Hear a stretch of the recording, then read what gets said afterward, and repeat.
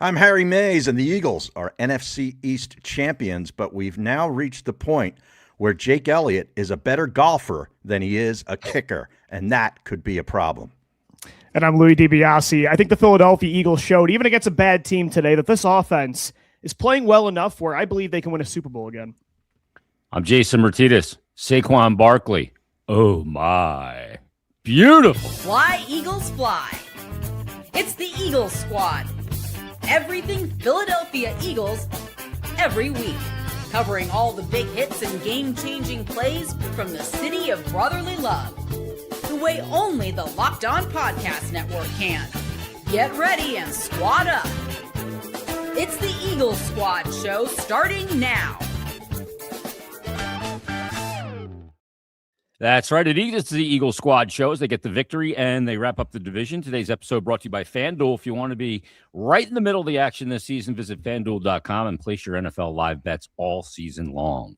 Well, the division's in the bag, as they like to say, and I'm going to go right to Louie for some numbers on back-to-back division champions because it doesn't happen often in the NFC East. It does not. This is the first time since 2004 any team in the NFC East has repeated as division champions. Of course, that was the Philadelphia Eagles, and this is the 8th time in the last 9 seasons the Eagles have made the playoffs. They have never done that either in franchise history. So this has been a really up and down year, but to see this team kind of fight through that 3-game losing streak, and it's 2 bad teams they've played 2 weeks in a row, but I feel like this shows that they've learned from their mistakes, their history of collapsing. And I don't know. I think the way the offense played today, I'm believing this team maybe aren't favorites to win a Super Bowl, but I still think they can do it.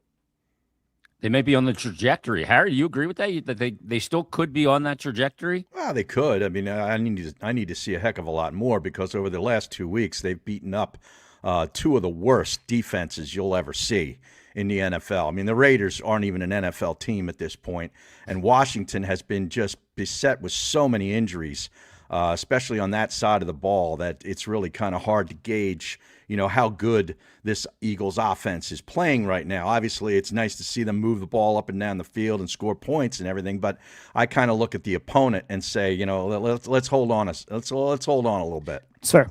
Well, they didn't really get the offense going right away. I mean, they only had 7 first-half points. It was a little nerve-wracking at halftime, wasn't it? Yeah, but I would argue that they were moving the ball at will. The problem was, Jalen Hurts misses that throw on 3rd down to A.J. Brown. If he hits there, it's probably at that point you have 14 points. It was more about, to me, like special teams and the offense making mistakes. But from a production standpoint, like this is 3 weeks in a row now where they have found a way to move the football consistently. And so they need to stop shooting themselves in the foot. That's been a problem all year, including today. But I'm encouraged just because they're not having those halves anymore where they just cannot move the football throwing or running. So that to me is a huge step in the right direction, even if it's been against 2 bad defenses.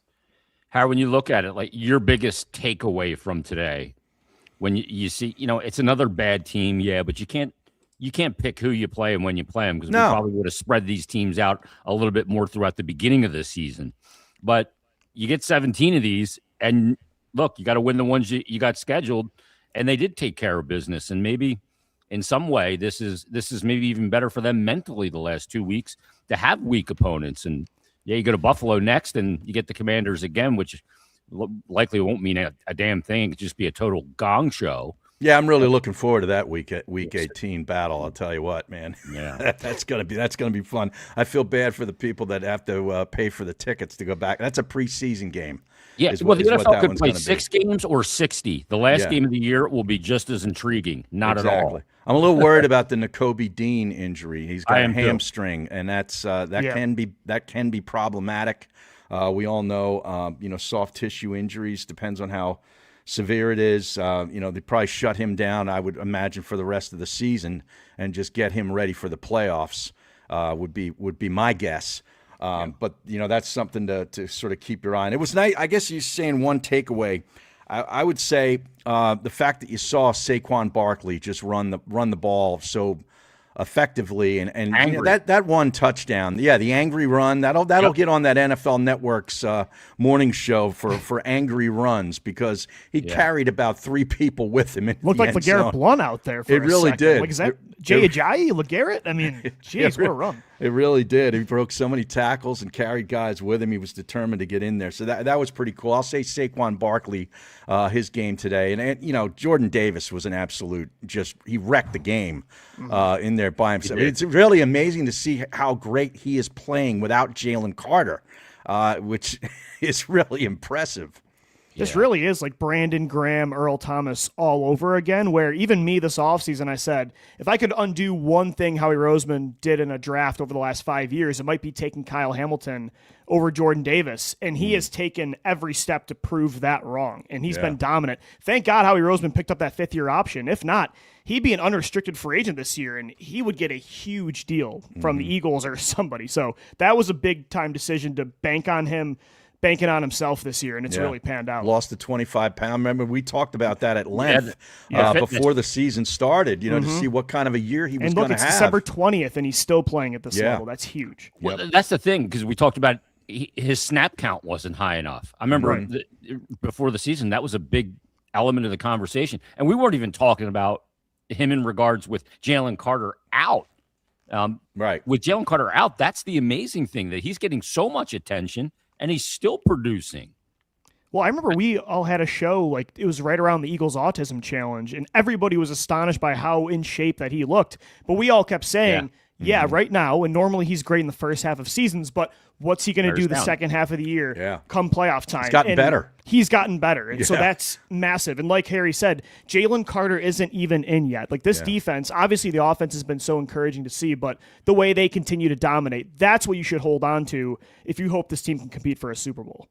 Yeah, that's the thing that gives me the biggest hope, is that Jalen Carter's not even playing right now. Right. And that when he does come back, there's not going to be a lot of wear and tear on him when he comes back. Yeah, he's coming back from the dual shoulder thing, the surgery, but he should come back fresh as can be. And that's why I agree with you, Harry, too, about Nakobe Dean.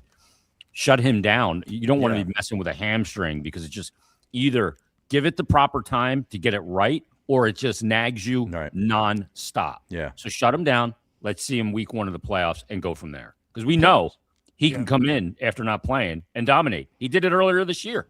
And it's not like you don't have a pretty good backup at Jahad Campbell, who was the Rookie of the Year favorite before Nakobe Dean came in. So that's the one position. Obviously, Nakobe's been great this year, but if they could afford an injury, it might be at inside linebacker, at least for right now. So hopefully that's not a serious injury, but I'm with you. I would not play him until the first round. Are you guys stunned? Brandon Graham gets another sack today. Yeah. Maybe he should have been a defensive tackle his whole life. I mean, all 3 sacks have come from the inside this year. I know. Yeah. And he was such a good edge rusher for years. Hey, that's where he got the sack on Tom Brady in the Super Bowl. So yeah, exactly. I think especially at this age, he just does better against guards, because I don't think he has the explosiveness anymore to get around the edge. Like, he doesn't have the bend anymore, right? Yeah. But are you surprised he's got the power? He's got a bull rush, though. He does. Yeah. But he's so technically savvy as well. I think Fangio's onto something with this. It was probably by accident, out of necessity. Yeah. You just kind of needed Carter to put in there. Yeah. But his bull rush, that last week he got the 2 sacks, right? And then one of them was on a bull where he just took the offensive guard and just lifted him off the ground. It was like a blocking sled. Yeah. Right. How you get a guy to not have any leverage or grip with his feet, him off his lift feet. Him up. Yeah, exactly. And he's been I'm just stunned watching. I mean, he's played so much football, 37 years old, is retired. I always say it. When you think about retirement, you're retired. Right. But somehow he's been able to wind it and just come back and be an absolute bull. This is bananas to me.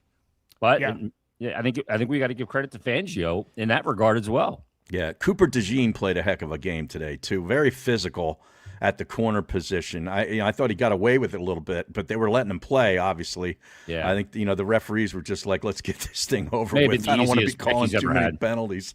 But man, he was a really tough guard today. So was Quinyon Mitchell. You just watch all these defensive players, and you're like, how are they going to pay everybody on this roster? I mean, everybody is panning out so far on that side of the ball. I mean, Adoree Jackson took a step back today, allowed that big Terry McLaurin deep ball. Terry McLaurin, the 40-yarder. Yeah, I think that was the third quarter. But outside of that, I mean, even Adoree Jackson's been great over this past month. I mean, that unit is as complete as I've ever seen in my lifetime.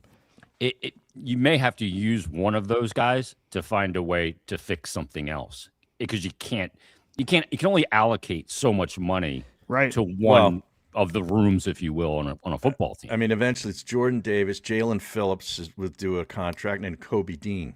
Those three guys. And then the year after, Moro Ijoma is a free agent. Nolan Smith is going to need a new deal. Jalen Carter. I mean, some of these guys are not going to get paid. Right. Yeah. And then on the offensive side of the ball, how about Dallas Goedert getting his 10th touchdown? Right. He's a free agent this year. Yeah. This guy had to take a pay cut, a $4 million pay cut this offseason. Thank God he didn't say, get me out of Philadelphia at this point, but that's disrespectful for what I've done for this organization because he's been massive for them. I mean, that touchdown changed the tide of this game. He bet on himself. And that touchdown, I know Olsen was giving all the credit to Hurts. I gave it to Goddard. That was an incredible. He timed the jump perfectly. Yeah. Yep. And was at the apex of his jump, caught the ball. It was a good throw, but it was a better catch. It was one of the most accurate non-spiral throws I've ever seen. Yeah. I mean, it was right on the money, but that was a Peyton Manning 2015 kind of wobbler. It was a wobbler. That thing was quacking on the way in. Yeah. But you're right. He goes up. The coverage was good. Mm-hmm. You going?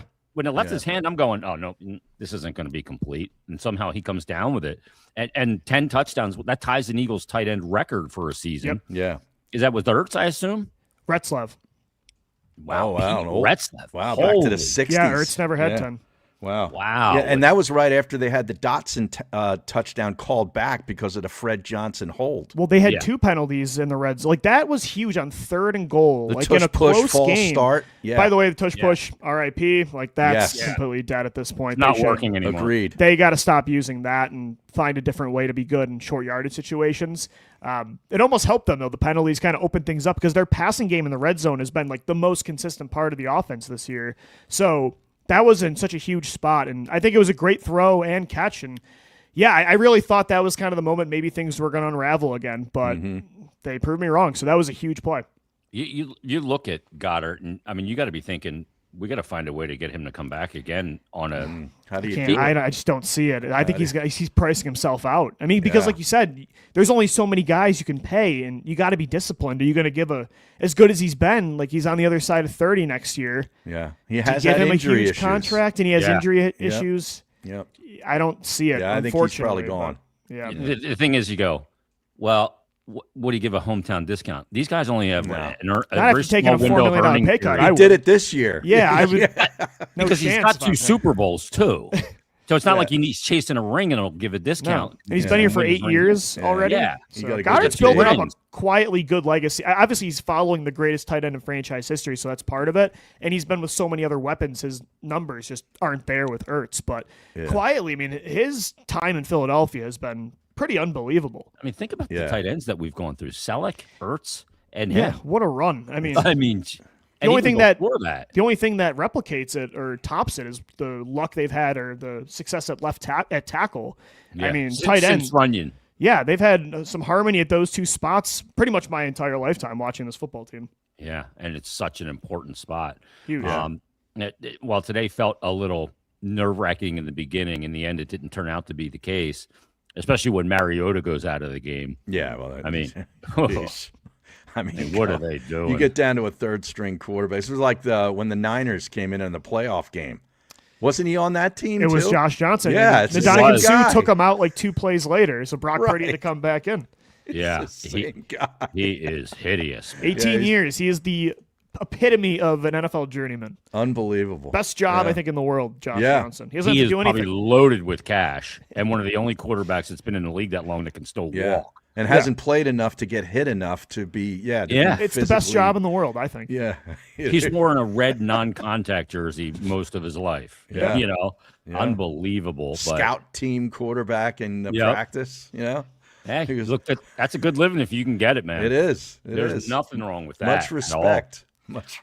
Let's talk about Saquon further because he ends up with a real big day. 21 carries, 132. We saw the angry run, but he looks like more fresh all of a sudden. I don't know if that's the right word. Yeah, I mean he's been running right into a wall for so much of this season. 1 yard losses don't take a whole lot out of you. Yeah, but I think it's just when he gets to that second level. It looks so different, and he was in that second level today. Well, yeah, because light and the fanny cornerbacks don't want to come up and stick and try to tackle him. I mean, you can't take him down unless you go at his legs, and they're like pistons, right? legs. They're tree trunks, basically, is what they are. But he had a great day today. What's helped open things up the last 2 weeks, obviously, like the under center offense makes it easier for him to run the football, but today, everyone says the run game helps open things up for the passing game for this team, right? But I think the opposite happened today, where they used a lot of empty set in the shotgun because of Jalen Hurts' success in the quick passing game, because he was able to run the football from the shotgun. That opened things up for Saquon. There were a couple times where multiple Commander defenders hesitated to close in on Saquon because Jalen could have pulled. So that's why we've been harping on Jalen needs to run the football more all season, because the threat of that makes it allows you to play pretty much like 12-on-10 football when you're running the ball. And they haven't been able to run the ball all year in the shotgun because I think the main reason, the blocking hasn't been great, and it wasn't still today on 1st and 10. They need to stop running the ball at the middle on 1st and 10. Like, please stop doing that. Yeah. But Jalen being able to run the football decisively in the first half, I think really helped Saquon get things going in the second half. So the under center identity is what they need to lean into, but keep using empty set and shotgun. Jalen is just so comfortable in that formation. Saquon coming into this game has about 100 fewer touches than last year. Are you at the same time? Yeah. He had 345 carries last season through 16 games. This year through 14, it's coming into this week, 240. Wow. Surpassed 1,000 yards, by the way, today as well. Yeah, that's incredible, because that just keeps him fresh for the right time, as fresh as he can be after all that workload last year. The Eagles again today, though, were very balanced on first down. 11 passes and 12 rushes. Last week, I think it was 12 and 12, if I recall. Yeah. So they haven't been predictable in that regard. The rushes don't work, though. I mean, that's the one thing.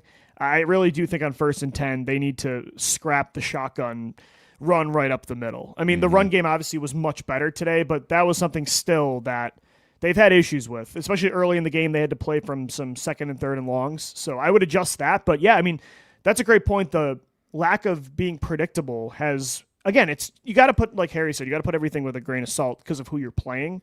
If you make those kind of mistakes against the Bills or a team in the playoffs, it's going to come back to bite you. But I really do think their ability to succeed with multiple different formations in the shotgun and under center is starting to allow them to move the football more consistently. It's going to be interesting to see how they take this Buffalo game, like how meaningful, how they approach it. Like how they approach it. I'm really curious to see that. I mean, Louie, you're going to be at the game. It's going to be up in your hood. Yeah. Do you think the Eagles start resting some key personnel even for that game it's now that they've clinched the division? Yeah, it's weird because, I mean, you still have a shot at the 2 seed. I think a lot of it has to do with what happens tonight. I mean, as we're recording, we got Bears-Packers going on. Right. If Chicago wins, you're probably not catching them at that point for the 2 seed. But if Green Bay wins, you have a chance. You have the tiebreaker over Green Bay. Yeah. How much do you care about the 2 seed versus the 3? I mean, I think it could be a big deal. Last year, you're the 2 seed, and the playoffs ran through the link. Seattle is the 1 seed, could absolutely lose a game. I think anybody in this year's playoffs can get upset. So I don't think you don't try for it at all. But I guess it depends on the circumstances of it. Yeah. I thought about that during the game. I don't know how they'll approach this Bills game, but it's a good litmus test to see where they're at. Like, okay, you've had good success on offense against 2 really bad football teams. Here's a Super Bowl contender on the road. Can you replicate that? So I almost kind of hope they have something to play for, because I want to see how they measure up against the Bills right now. Right. Yeah, because after the last 2 games, we didn't get what we would deem as reliable data. Yeah, right. Week 18 it's a step in the right direction, but you can't. Tanner McKee, Tank Bigsby, and Shipley are going to be Week 18. So. Yeah. Oh, yeah. And you're going to see every backup lineman as well. I mean, we're just going to see like you said, Harry, it's going to be a preseason game. Yeah. We got a text here before the show started from Louie saying that Tyler Steen is now his favorite Eagle. I got to get into that at some point. All right. I mean, he's got 10 Commanders all over him. He's just throwing fists at the end of the game, just getting mugged. It's phenomenal. I love it. Well, let's take our first break, and we'll come back and let Louie explain his now love affair with Tyler, the right guard. Steen. Yeah, well, of all positions. Yeah. Louie can identify with Tyler Steen. We'll take the break. We'll come back. It is the Locked On Eagles squad show as they wrap up an NFC East title once again with a win over the Washington Commanders. Back after this. All right, let me tell you about Aura. Aura frames. What are Aura frames? Well, Aura frames, and this is where gift giving comes in because it is that time of year. Holidays are officially here. We're less than a week away, which means gift hunting season. It's still on. And if you want something meaningful, personal, and guaranteed to get a reaction, Aura Frames has got the gift that delivers every time. It's not just something you wrap. It's a way to share memories. Now, Aura isn't your average picture frame. You can preload the frame with photos before gifting it. So when they plug it in, the memories are already on the frame, and they can add to it. No apps to figure out, no setup headaches, just instant smiles with Aura Frames. Grandparents, parents, newlyweds, anyone who loves photos and anywhere in the house. Endless uploads of pictures. How about 30-second videos through the Aura app as well? And you can add a personalized message right inside the frame so the gift feels even more meaningful and thoughtful the moment it's open. Packaging comes gift ready, no price tag, no wrapping needed, which is a big deal and a huge win. It's holiday gift that actually gets used and not forgotten in a drawer. So for a limited time, you can save on the perfect gift by visiting auraframes.com, A-U-R-A frames.com, and you'll get $35 off Aura's best-selling Carver mat frames, named #1 by Wirecutter by using promo code Locked On. Just do that at checkout. That's A-U-R-A frames.com and use the promo code Locked On. This deal is exclusive to listeners and frames. They sell out fast. So order yours now and get it in time for the holidays. Support the show and mention the Locked On Eagle Squad show at checkout and make sure you use that promo code Locked On to get the good deal of the $35 off. Terms and conditions do apply. All righty. Tyler Steen. Do we have a I'm trying to look for the shrine behind Louie next to the Keely Ringo shrine. I think it was somewhat tongue-in-cheek, but I thought it was funny. Oh, yeah. I love, I grew up, and Jason, you'll appreciate this. Like, hockey was my first love. That was my first sport. And I love right? Rock'em Sock'em, Don Cher, watching the 90s brawls with the goalies. I like the most man thing about me is I love fights. I think that is the most Rob macho. Ray. Yeah, Rob Ray taking Barnaby. off the jersey before the fight even. I grew up in Buffalo, New York, so Sabres had a lot of goons and the Flyers did too. So just seeing in football, you don't get that a lot. Seeing a brawl like that with division rivals and Tyler Steen just getting mugged by 10 players. I don't know where all his teammates were, but that fight, Big Dom's at midfield. I don't know. That was a lot of fun. You don't get to see that in sports as much, even in hockey. It's scar tissue and a little bit of storyline. Yeah, I love it. It's fun. Sports are always better when you got storyline. Yeah, when you have and now they play each other in 2 weeks again, right? I like when they hate each other a little bit. Everybody's buddy now. I know. So do I. I'm with you. Division rivals, I love it. Throwing your fists at a mask always seems counterintuitive to me, counterproductive. But punching a helmet that never made sense. Yeah, or like a visor in hockey. That seems stupid to me, but I love the idea of it. Yeah, the thing is, you love when the games mean something and you have like a calling card. It's a shame that this last game against the Commanders won't have that. Mm-hmm. But when two teams dislike each other and are playing for something weekend in close proximity like this, like every other game, the Eagles and Commanders, that's a lot of fun because there's storyline, but that's going to be robbed of us because the Commanders suck. Yeah, last year's run, definitely a mirage, I guess you could say. I think that's another reason. It's a lot of injuries, too. Yeah. They've been crushed with injuries. I was looking at what Washington, thinking about it during the game, like where they're at this year compared to last season. And I think that's also like a testament to the Eagles and their ability to sustain success. Like, has this year been perfect?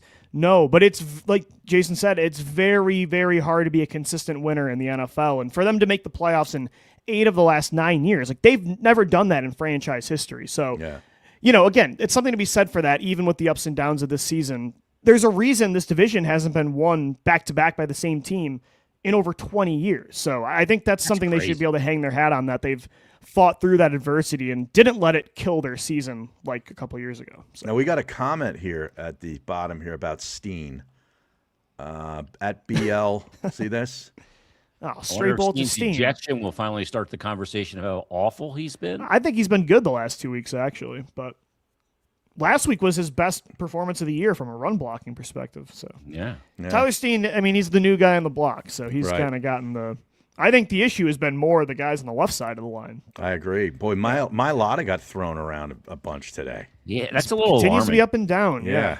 I just it's been a weird year for him, and he's the one that's been healthy. So kind of a strange year. Yeah, maybe not. Yeah, yeah, he's the one that's played all the games, but I don't know if he's healthy or not. I saw Landon Dickerson whiff on a couple of blocks too today. Yeah. It's strange. They still, you think they're about to take over something. Like, obviously, Saquon had 132 yards, and they had some incredible blocking plays. But it's still, you think they're about to figure it all out, and then it's a stupid penalty, or they have a couple plays where Saquon's getting hit in the backfield. Yeah. That happened again today where Javon Kinlaw's just untouched before Saquon even gets the ball, and it's like, where is this inconsistency coming from now suddenly? Is it a scheme thing? Is it they're just too banged up right now? It's weird and very unlike this unit. So yeah, and on Saquon's big run, they had somebody was in the backfield. He had to do that jump cut spin thing to avoid him, and didn't get touched, and then went for a long run. But that he's been out of sync all year. Yeah, I don't know. Yeah, you're right. It looks like it's right there about to click, and then it just never clicks.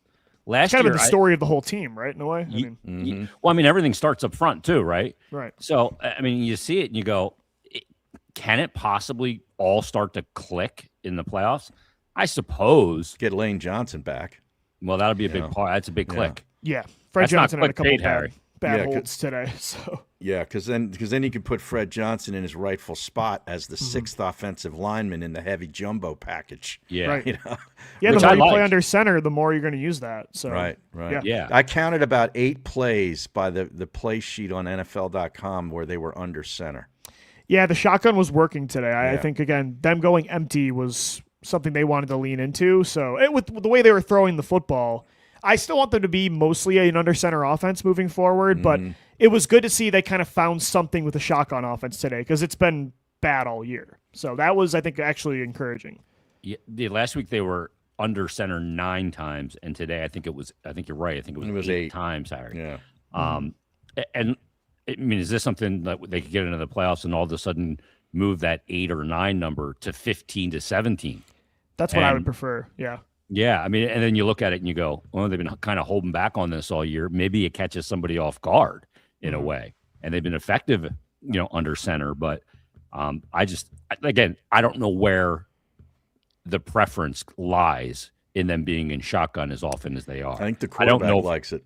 The quarterback likes it, and again, his ability to run, his threat to run is something they like, and you only get that from the shotgun. The problem is he can survey better. Exactly. Yeah. The problem this year has been you haven't been using him as a design runner much. He hasn't been running the football as effectively, so hand in hand, the shotgun offense hasn't been working much. So if you're not going to do that, that's why I've been calling for them to go under center more. But if he's going to run the football the way he has the last 2 weeks, you can have it both. You'll be able to balance it out more. He had 7 carries today. Yeah, it's all about Jalen's rushing with that, in my opinion, what formation they want to run as the focal point. I think you see him more willing to run the ball in the playoffs, knowing that it's win or go home. Yeah, absolutely. He already has been, I think, the last 2 weeks. He hasn't been shying away from contact as much, which he was doing the majority. First down run up the right side today too. There was a couple plays today where the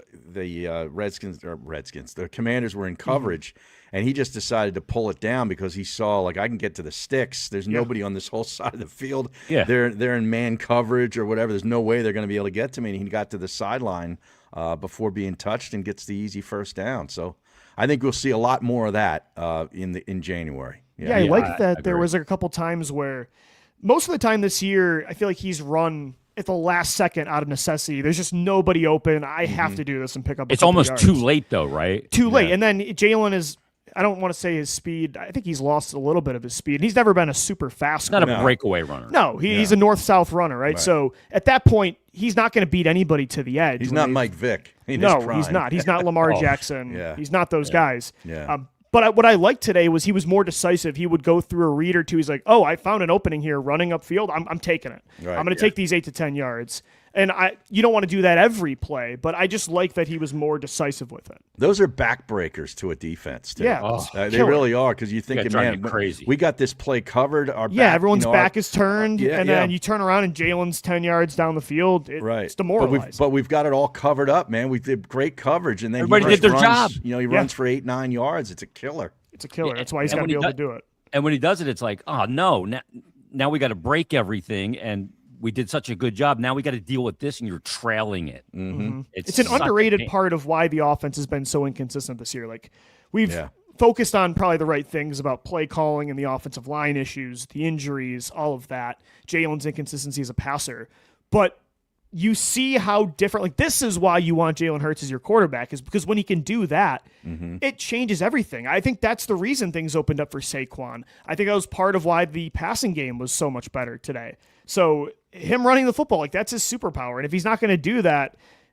I don't know why he's your quarterback, right? Yeah. So it's also one of those things that Josh Allen does so well. Like that's exactly. a big element of the the problems that he brings to a defense. Yeah, it just, and I think the frustration factor is huge with that. I think you're dead right. What do we think of the allocation in the passing game today? I loved it. 11 targets for AJ in the first half. Yeah, he dominated. only I love the way the they used him too. Like they were putting him in the slot more, reduced sets where he's playing closer to the line of scrimmage. I love that because I don't like limiting him when you put him right out to the sideline. He can only go one way. I like giving him the choice option routes. They use him over the middle. They got him as like a run after the catch weapon more today. This was not a game where like they just force fed him just to get him to shut up. They clearly had a game plan for AJ Brown with those targets, and it was. He had a bunch of run after the catches today too. It wasn't just that usual hitch route stuff where it's sort of like where he catches it is where he gets tackled kind of thing. Yeah. That's what he did in Tennessee so well, right? Yeah. And they don't use that enough here. And when you get him and you hit him in the middle of the field in stride, you're going to get that. It's like it's about time, like they're unleashing this finally properly. And Devontae gets 6 catches for 42 on 8 targets. Goddard's got the 3 and the touchdown. Even Dotson had 3 catches and had a couple big ones in the second half. Yeah. Every time they call his number, he catches the ball. Should have had a touchdown. Should have. Yeah.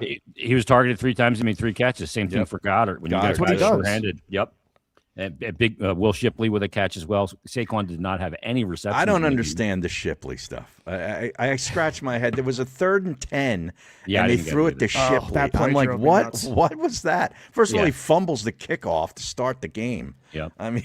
Well, and then the other kick return where he's like stumbling out of the end zone. I think he wanted to stay and he falls forward. Bad decision to bring it now out. I got to go run it. Got it out to the 19, I think. Terrible Will Shipley day. Special teams was if we got to go negative here, special teams was an absolute disaster. Yeah. Obviously, Jake Elliott's the elephant in the room, but the return game was a mess.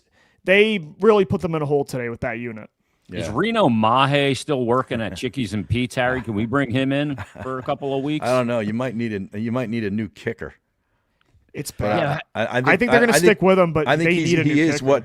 I think he's going to be the guy. They're not going to bring anybody else in, but next year this is going to have to be something you're really seriously going to have to look at. The problem is they would have to eat over $10 million in dead cap if they move on. Kicker. Is that right? Yeah, they kind of did themselves in with his contract. Oh my God. I was looking at it after the 3rd kick. I'm like, that's it. He's got to go. Text that to Mike. He missed it. They may have to eat $10 million in dead money for a kicker. Jake Elliot. He's had 5 misses in 5 games, 6 misses if you include the one that didn't count. Right. Misses from 56, and he was 52, good in the beginning of the year. 48, 43, 52. And with the way kickers are so automatic this year, it's just inexcusable. Yeah, they signed him to a 4-year, $24 million contract, apparently. Yeah. Let's see. And there'd be $10 million of dead money. He's made $28 million in his career. There's an out after this year. After 2026, there's an out. But there's a dead money. After 2026. Yeah. $6.4 million in dead money if you get out of it after 2026 or in 2026. Wow. Yeah, what a deal. Wow. He's going to be, at this point in the season, he's going to be the guy. Yeah. I mean, he was, like you said, Jason, he was great earlier in the year, and he was great last year, so I get why they doubled down on him, but... Yeah, but when you start shanking in golf, it doesn't just fix itself in... He's hooking 7 days. Yeah, like it was the left hook every time. He missed the same kick 3 times in a row. He needs to start hitting a fade. Forget the draw. Yeah.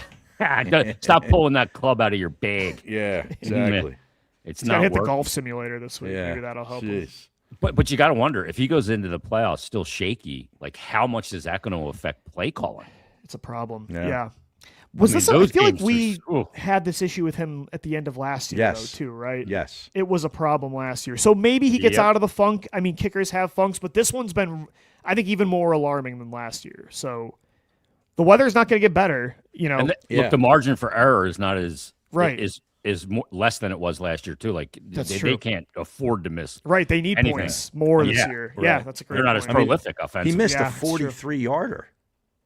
Yeah, in the NFL today, that's like got to be automatic. That's guys are hitting 68 yarders. Yeah. Like it's not, and that could have went from 75. I mean, that is a concern. It's when you get it into the playoffs, and this team doesn't have the ability it had last year to just, totally take a team out of it with that third quarter drive of 12 minutes and 15 seconds. They had a big one today. Although they did have a 10-minute drive big one today. Yeah, they had a big one this week, and they had a big one last week with the backups. Yeah. With the backups of all people, right? Yeah, last week the backups were on for like an 11-play, 12-play drive, whatever it was.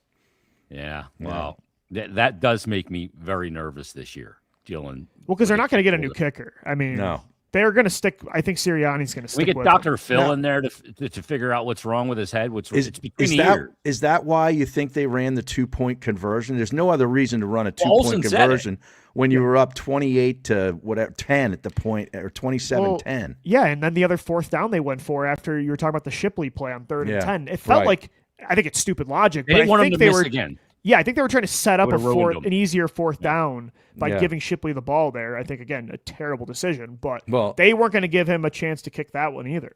That was a 4th and 7 you're talking about after the Shipley play at the Washington 38, and they called a bogus penalty on the Commanders. There was no penalty. I don't know what they were. Yeah, it was on Goddard, right? The field goal you're talking about. No, this was on 4th and 7 when they went for it. Right. They went for it. Okay. Bad penalty. There was no penalty. That was a bad call. I'm thinking of the penalty. So he, on his second miss, there was another penalty where he got another opportunity at the end of the half.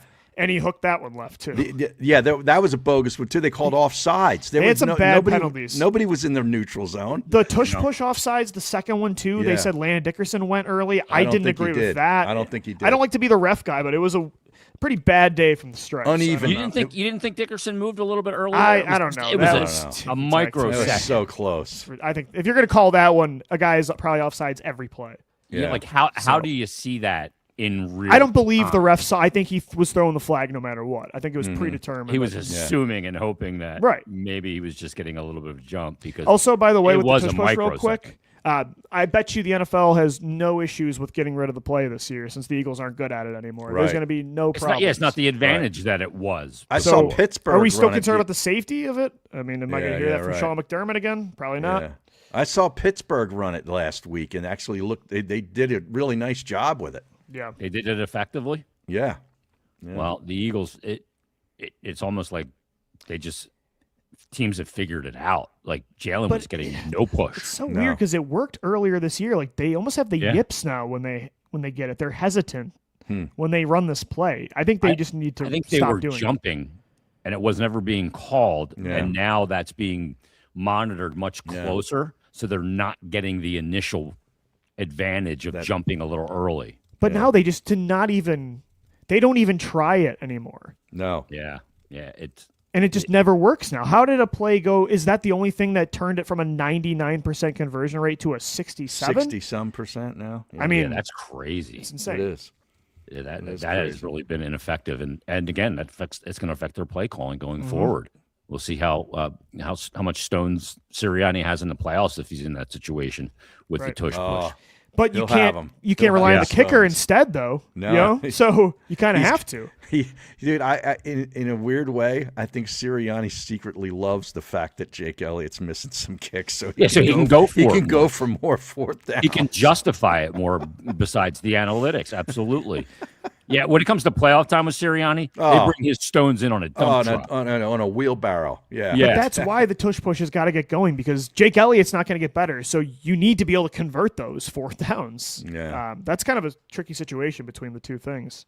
let's take our second break, and we'll talk about Jalen Hurts numbers and a little projection when it comes to Jalen Hurts as well. As the Eagles win the NFC East, it is the Eagles Squad Show on the Locked On Eagles Podcast Network. Today's episode of the Locked On Eagles Squad Show is brought to you by FanDuel. NFL Sundays move fast, one big play, and suddenly everything feels different. That's what makes live betting with FanDuel so exciting. You're not just watching the game, you're reacting to it in real time. With FanDuel, you can place live bets as the action unfolds. Every drive, every momentum swing, every highlight moment. Live betting is best when the game starts to shift. A receiver gets hot like A.J. Brown today, a defense tightens up, or the momentum flips after a turnover. We saw that today a lot in Eagles Commanders. FanDuel lets you jump into the moment. Live spreads and money lines adjust instantly. Player props update as a guy heats up. Hit a 2-leg parlay today between Saquon Barkley and Tank Bigsby. You can bet next touchdown scores, drive results, totals, and more. It keeps you locked into every snap, every drive, every possibility. So if you want to be right in the middle of the action this season, visit FanDuel.com and place your NFL live bets all season long. FanDuel, the game moves fast, and so can you. Alrighty, we are scoreless. Still, the Packers drove it deep into Bears territory. They got down to the 7-yard line and had a 4th and 1 and didn't get it. So they chose not to kick. Wow. Yeah. Gutsy move by LaFleur. Yeah. Go Packers, right? Points on the board. It's in Green Bay, right? Yeah. Yeah, you'd have to pull for the Packers because the Bears on the Bears beat them. Yeah. Because if the Packers, if the Bears win, they're 11-4, and at that point, I don't. You would need them to lose both games. Yeah. Yeah. Who do they you'd have to win both to get the 2 seed. Yeah. So Chicago after this week. I feel like they have a tough schedule, no? They have. They have San Francisco and Detroit on the road and Detroit. Yeah. So I mean, it's possible they could lose out. They could. So I do think the Eagles will have a lot to play for next week. I mean, depending on the outcome of this game, we'll see. Yeah, if the Packers win, then the Eagles. I hope for your sake that they play the starters, Louis. Yeah, I don't want how you to boring go would up there that and be? See the backups. Yeah, that's true. Yeah. You're going to have to sit out tickets there on the game time app. That's all right, though. I mean, I like going to preseason games. I'll evaluate the second and third team. It's going to be freezing. Tanner McKee can up his trade value. I'll be in a suite. I'll be okay. Oh, you're in a suite. I got a hookup. Oh, listen to this. My brother works for the Bills radio network, so I'll be indoors, luckily. Nice. Yeah, nice. so I'll be all right. That's an outrage. You should have to be out there with I wouldn't be going to this game if not. No. Do we have an early forecast for Buffalo for the game? I'm not sure yet, but it's 7 day out. The weather's been pretty brutal lately. So. Yeah, what's it like up there, Louis? It is a tundra right now. It is. If the doctor gives you a week to live, you move to Buffalo. It'll feel like an eternity. Right. It's not a paradise up here, that's for sure. Wow. Well, we'll have to get on the midweek show. We'll get a more accurate forecast. From Louis, but worst case, Tanner McKee can up his trade value in that game, so there'll be something to watch. Well, I mean, according to some radio hosts, you shouldn't trade him because he should be starting. Can we revisit those terrible takes a couple weeks ago? Yeah. I mean, oh my goodness. How about that? So let's talk about Hurts. Has he quieted the critics? Because he's started against 2 bad teams, as we know. But again, you can't change who you play on the schedule. And it's been an erratic season, to say the least, for him. Yeah. Certainly not his most consistent performance, and the team hasn't been consistent either. But what has he done the past 2 weeks when it comes to your concern level, Louis, with Jalen Hurts come playoff time? I still have long-term questions about him, right? I mean, when he's 30-plus years old and his mobility decreases, if he doesn't evolve his game as a pocket passer, which has been a huge reason he's been so up and down this year, throwing over the middle of the field, being faster with progressions, I wonder how he'll age. Like, will he age like a Russell Wilson or a Cam Newton, or can he play late into his 30s? That's something I do want a new play caller at some point to be able to get him to another level of his game as a pocket passer.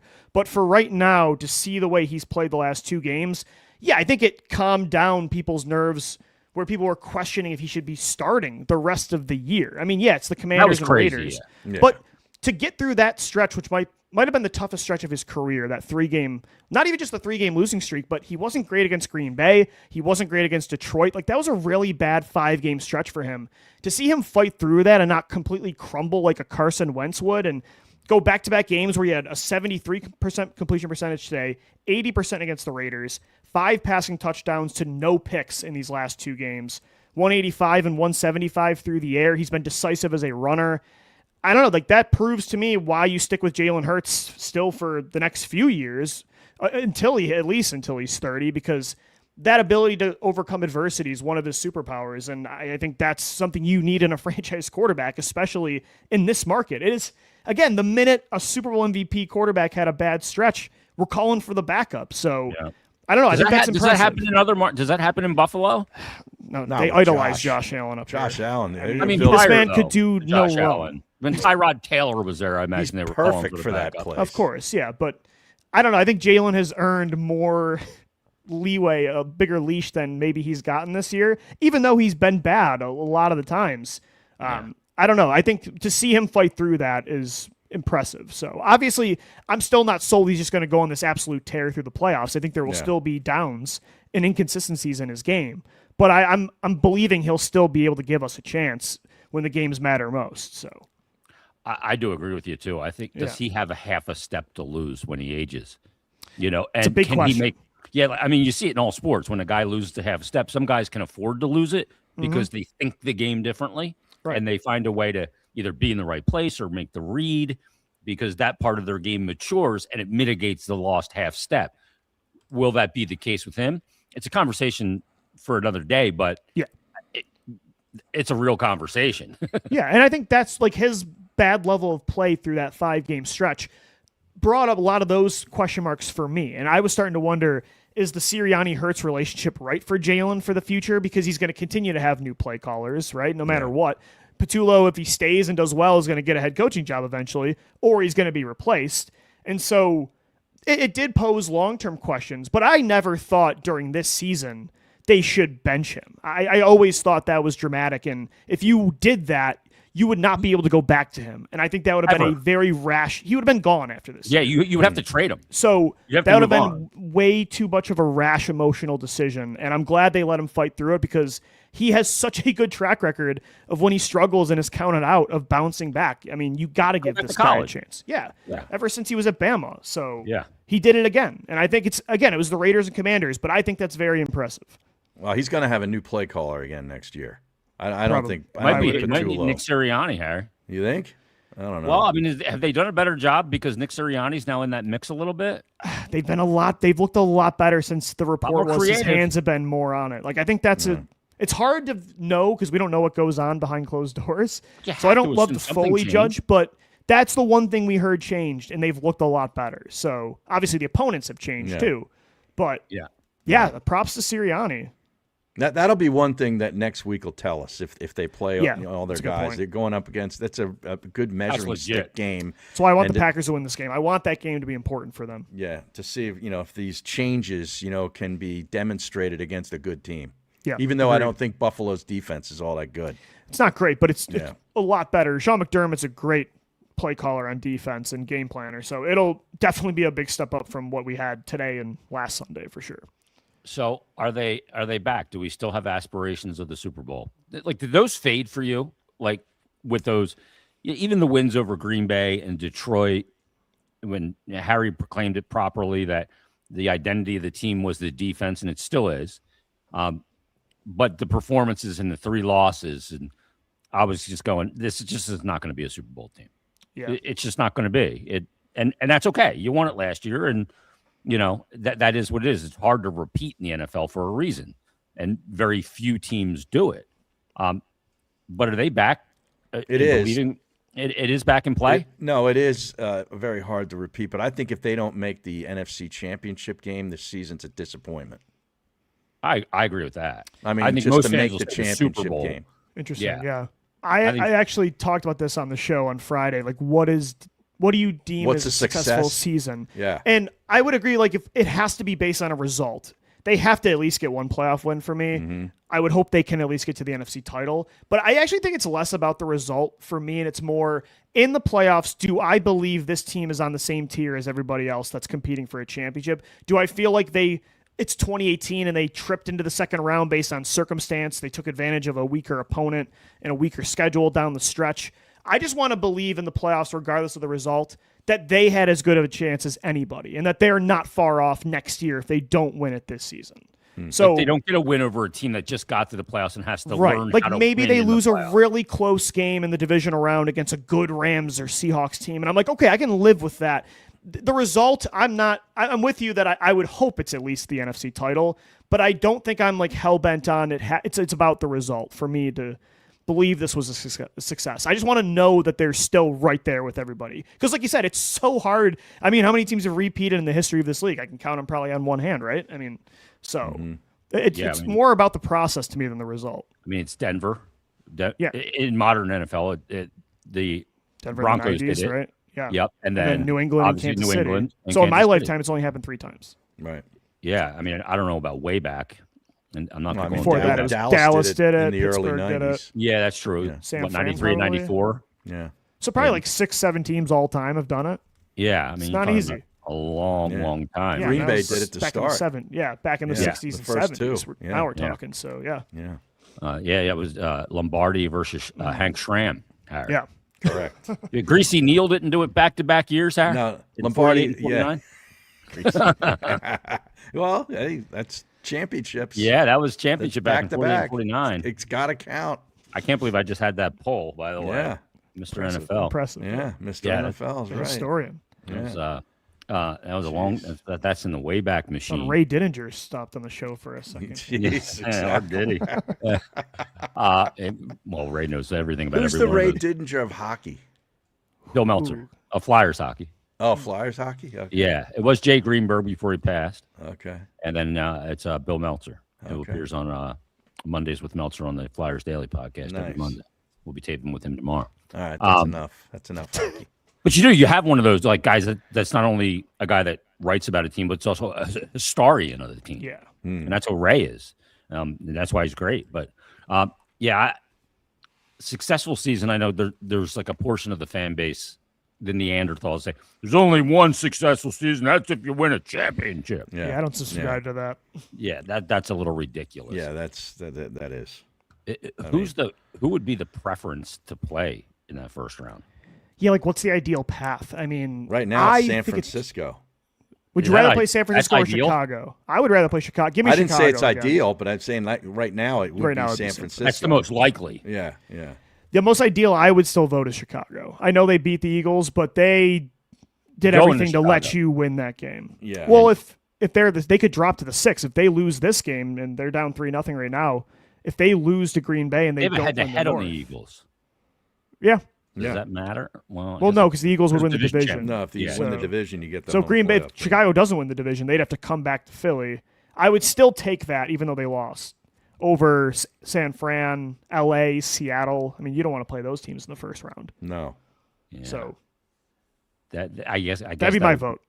That's a little scary when I think back of that Chicago game with 200-yard rushers against them. Yeah. But I just think the Bears, though, they ran the ball quarterback's so well. a gamer. Yeah. Yeah, but they're so inconsistent. I mean, they were playing pretty brutal all game long, too. I mean, you had a chance to win at the end. He's a gamer, but he's not accurate. No. Yeah, he completed like 50% of his balls in that game. Yeah. And the Eagles' defense is so much better now from a run defense perspective than they were in that game. Yeah. So I would like a repeat against Chicago. We'll learn a lot about Chicago with this game tonight. Yeah. Then at San Francisco and at home in Week 18 against Detroit. Green Bay's up 3-0 right now. Yeah. Oh, they are? Okay. Yeah, with the ball. Fred Warner might be able to make it back for the playoffs, is what I'm seeing for San Francisco. I'd like to avoid the NFC West in round 1. That would be incredible. San Fran can still be the 1 seed if they win out. Yeah, they could. They can win the division. They could. Who's San Fran? Let me look and see who San Fran has left. They play Seattle, I know, again still. Well, they got the Bears. Yeah, and they got the Bears. So they don't have it easy this week. They play the Colts against Old Man Rivers. Yeah. So they got one more win in their pocket. At least. Yeah, at Indy. Yeah. Yeah, that's on. Is that Monday night? That's Monday Night Football. It's Monday Night Football. Yeah. They're on a short week for the Bears too. Mm-hmm. Yep. And then Seattle to close it out. Boy, there's a lot to be determined. There is. There really is a lot. Yeah, all those teams play each other. So seeding wise, it feels like really only. I don't want to say the 3 and 4 are locked in either, though, because the Eagles could still get the 2 seed. They could. Yeah. So unbelievable. They'd have to beat the Bills. Yeah, nothing's clinched in this. It's the craziest year where it's so late in the year and we finally have one team that clinched a division in this conference.